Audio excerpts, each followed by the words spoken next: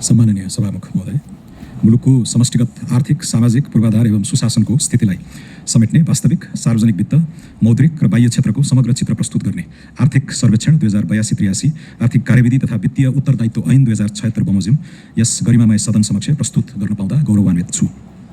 विश्व अर्थतन्त्रमा देखिएको अनिश्चितता, व्यापार अवरोध र मध्यपूर्वमा जारी द्वन्द्वका कारण सन् 2026मा विश्व अर्थतन्त्रको विस्तार 3.1% सीमित हुने अनुमान छ। यस्तो प्रतिकूल विश्व परिवेशका बावजुद चालू आर्थिक वर्ष नेपालको अर्थतन्त्र 3.85%ले विस्तार हुने अनुमान छ।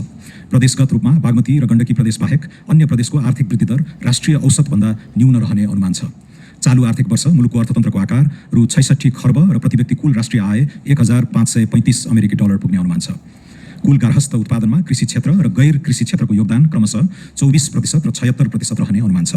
प्रदेशगत रूपमा कुल गार्हस्थ्य उत्पादनमा बागमती प्रदेशको योगदान सर्वाधिक 36.7% रहने अनुमान छ।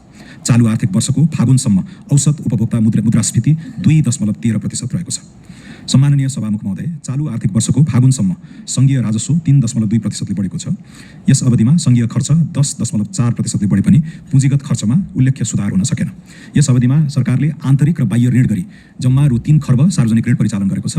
यस अवधिमा सरकारको वित्त सन्तुलन रु 58 अर्ब र प्राथमिक सन्तुलन रु 9 अर्ब घाटामा रहेका छन्।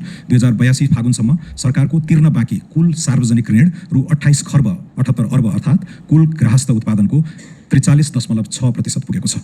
यस अवधिमा व्यापार घाटा 11.2%ले बढेर रु 10 खर्ब 98 अर्ब र विप्रेषण आप्रवाह 37.7%ले बढेर रु 14 खर्ब 50 अर्ब पुगेको छ। शोधनान्तर स्थिति रु 6 खर्ब 58 अर्ब र चालू खाता रु 5 खर्ब 53 अर्ब बचतमा रहेका छन्। विदेशी विनिमय सञ्चिति रु 34 खर्ब 14 अर्ब सहित 18.5 महिनाको वस्तु तथा सेवाको आयात धान्न पर्याप्त हुने गरी ऐतिहासिक उच्च बिन्दुमा पुगेको छ। सम्माननीय सभामुख महोदय, वार्षिक बिन्दुगत आधारमा 2082 फागुनमा बैंक तथा वित्तीय क्षेत्रको निक्षेप 15.1%ले बढेको छ भने बैंकिङ क्षेत्रमा रहेको पर्याप्त तरलताको बावजुद निजी क्षेत्रतर्फको कर्जाको वृद्धि दर 6.7% मात्र रहेको छ। चालू आर्थिक वर्षको फागुनसम्म डिजिटल भुक्तानीमा उल्लेख्य सुधार हुँदै QR कारोबार रु 1 खर्ब 25 अर्ब नागेको छ। चालू आर्थिक वर्ष धानको उत्पादन 4.20%ले सङ्कुचन भई 57,05,000 मेट्रिक टन रहेको छ। चालू आर्थिक वर्षको फागुनसम्म सङ्घीय सरकारका सिँचाइ आयोजना अन्तर्गत थप 1,570 हेक्टर जमिनमा सिँचाइ सुविधा विस्तार भएको छ। यस अवधिमा रु 40 अर्ब 70 करोड बराबरको विदेशी लगानी स्वीकृत भएको छ। सन् 2025 को सार्वभौम क्रेडिट रेटिङ सोभरेन क्रेडिट रेटिङमा BB- स्टेबल आउटलुकले लगानीकर्तामा सकारात्मक सन्देश प्रवाह गरेको छ। 2082 फागुनसम्म कुल विद्युत जडित क्षमता 4105 मेगावाट पुगी 79% जनसङ्ख्यामा विद्युत पहुँच विस्तार भएको छ। यस अवधिसम्म मुलुकभर विस्तार भएको 1,04,906 किलोमिटर सडकमध्ये 25,552 किलोमिटर सडक कालोपत्री रहेको छ। सन् 2025मा प्रति पर्यटक औसत बसाइ अवधि 16.34 पुगेको छ।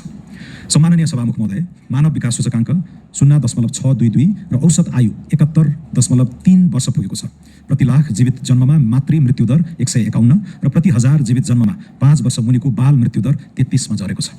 आधारभूत तहको खुद भर्ना दर 97.8% पुगेको छ।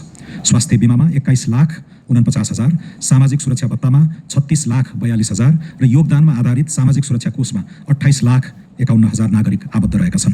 आधारभूत खानेपानी सेवाको पहुँच 97% जनसङ्ख्यामा पुगेको छ। हालसम्म कार्बन व्यापारबाट 3.6 करोड अमेरिकी डलर प्राप्त भएको छ। सन् 2025मा दिगो विकास लक्ष्य सूचकाङ्कमा 68.58 स्कोर सहित नेपाल 167 राष्ट्रमध्ये 50औं स्थानमा रहेको छ।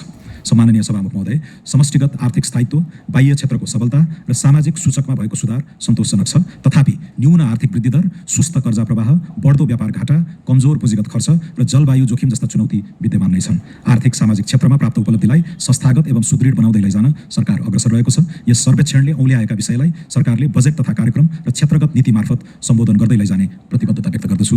धन्यवाद।